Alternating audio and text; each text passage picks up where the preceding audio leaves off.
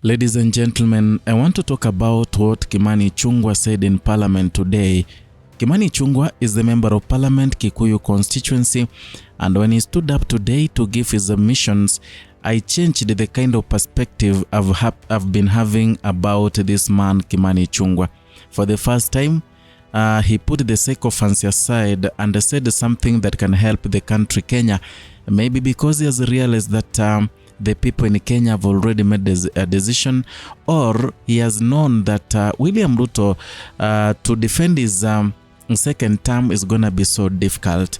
So Kimani Ichungwah said something about what happened in the by-election that ended in Olkalau constituency, which is so DCP party, that is the Democracy for Citizens Party, a party that is led by the former Deputy President Rigathi Gachagua, that won with almost 90-something%. It got close to 34,000 votes, while UDA, that was previously dominant in that region, garnering 5,000 votes. Now, there's something he said that it has never been said elsewhere, and Kimani Ichungwah today exposed it. I don't know why it took him time to say about it, but today he said it in Parliament, that the agents of UDA in Olkalau constituency and those who were supporting UDA candidate that was called Samuel Mushina, they had their doors marked with a red paint. A cross mark was put in their doors, and then they were receiving leaflets telling them that they will see fire if they go and foresee the election at the polling stations. Said something that no one can say, and he pointed out the real thing that happened in Olkalau. Something that needs to be talked about. I want you to listen to what Kimani Ichungwah said today before we dive into today's analysis. But you know what you are doing because you did it in Olkalau. And I've said it. In Olkalau, the Saturday before the voting, all UDA agents and mobilizers had their doors marked with red paint X's. And they got leaflets warning them, instilling fear in voters, mobilizers, agents. And now that is the same business you want to take to Madeira. That is why you had a member of parliament in this house telling people that if you vote this way, we'll get you from under your beds. And I have dared ask, supposing for heaven's sake, it was the Honorable, just for example, Honorable Millie Odhiambo, Honorable Peter Kaluma, saying that in Homa Bay, or the Honorable Oscar Sudi saying what the Member of Parliament was saying in Nyeri, that if you vote for this... Now, ladies and gentlemen, that is Kimani Ichungwah, who is making a lot of sense today, despite the fact that he aligns with William Ruto. He made some great sense because he was asking some pertinent questions. And if it's true, what happened, I'm referring to what Kimani Ichungwah said. If the doors of the UDA agents were marked red, when they're marked red with that X, it means there is danger. And then they were receiving threats through the leaflets telling them they should never, ever vote for UDA, and never should they foresee the election and in the polling stations. So that is something that we need to talk about. And here, Kimani Ichungwah is asking questions that, what if the people in the coastal region equally, they say that a certain region, they say we don't want to see agents of DCP, we don't want to see agents of Linda Mwananchi. At the end of the day, what will happen in Kenya? Will we have an election, a credible election?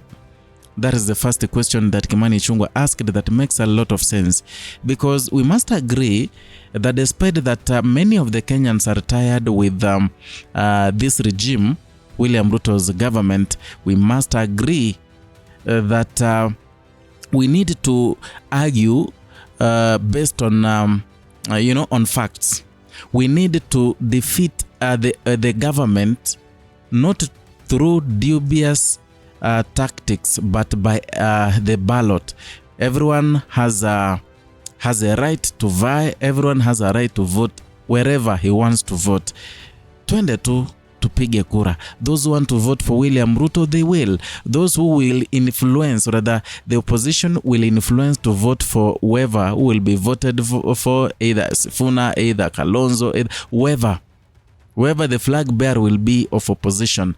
They vote there. At the end of the day, we shall have a discussion. This one won election with this kind of vote. This one was defeated with this kind of votes. At the end of the day, we shall have a leader who will lead this country to a better, or rather make Kenya to be a better Kenya. That is the most crucial thing, as I have heard from Kimani Ichungwah. But again, I really watched his facial expressions. I watched his tone today. Kimani Ichungwah has changed from the way he speaks. You know, there is a time he was speaking with a lot of hubris. He was so proud. He could stand in front of people, preach about Rigathi Gachagua from the beginning to the end, talk about how good William Ruto is, talk about how, the government is helping people. And in the real sense, he knows that maybe whatever he's saying is not true.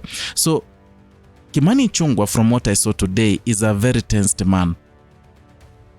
He's very tensed because of many things that are happening in Mount Kenya.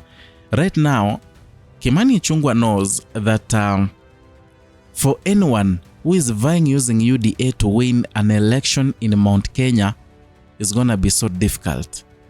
Despite the fact that people are calling Rigathi Gachagua a tribalist, calling him a tribal bigot, saying, I don't know, someone who doesn't care about others, it's okay. He may have his own weaknesses, but his flowers, let us give him. He has really managed to bring the Mount Kenya region together to speak in one voice. Yeah, and that is exactly why this man called Kimani Ichungwah is feeling threatened and tensed at the same time. I saw another analyst called Mtahi as saying that in Mount Kenya, the only person who can vie using UDA party and win an election is Kimani Ichungwah in Kikuyu constituency. But I'm beginning to doubt what Mtahi said, because this man, if he was so sure that he's going to win the election, he wouldn't be tensed. You could hear his voice. He's speaking as someone who has seen the light, someone who has known that the Mount Kenya has already decided that they are not going to vote for UDA. And it's true, Mount Kenya is decided. Even in the Kikuyu constituents, there are many people who may love Kimani Ichungwah as a person. They may love Kimani Ichungwah because of the things he has done for the people of Kikuyu constituency. But they may not even vote for him just because he is supporting William Samoei Ruto. And you know, there's something I came to realize with human beings. A lie that is said repeatedly, to some extent it becomes truth. When someone keeps telling you a lie consistently, a lie consistently, trust me, even that person giving that lie, he will start believing in that lie. He will see that lie as being true. You know, whether a lie or not, Rigathi Gachagua for the longest time has been branding William Ruto as a betrayer of the Mount Kenya region. He has branded him a betrayer, msaliti hatari. So the more he has been saying it, the more it has been sticking to the minds of people. And the minds of people, you know how human being works. So they have developed that hatred automatically. That hatred they're exuding, it is affecting William Ruto's popularity. People don't want anything to do with William Ruto. Not that William Ruto may be mbaya sana. It is because of that seed that was sowed, the seed that Rigathi Gachagua had planted in the hearts of the people of Mount Kenya. And that is why they don't want anything to do with William Samoei Ruto. Kindly, I really don't know if you believe that Kimani Ichungwah can really win the Kikuyu constituency election in 2027 with the UDA party, and if you believe that you share the same ideas with what the other political analysts said, you can write in the comment section and talk to me why you feel that Kimani Ichungwah can still win the Kikuyu constituency election come 2027. And if you are new here, kindly consider subscribing, liking and sharing our content. Hit the notification bell so that you can be receiving notifications each and every time we bring you a new content.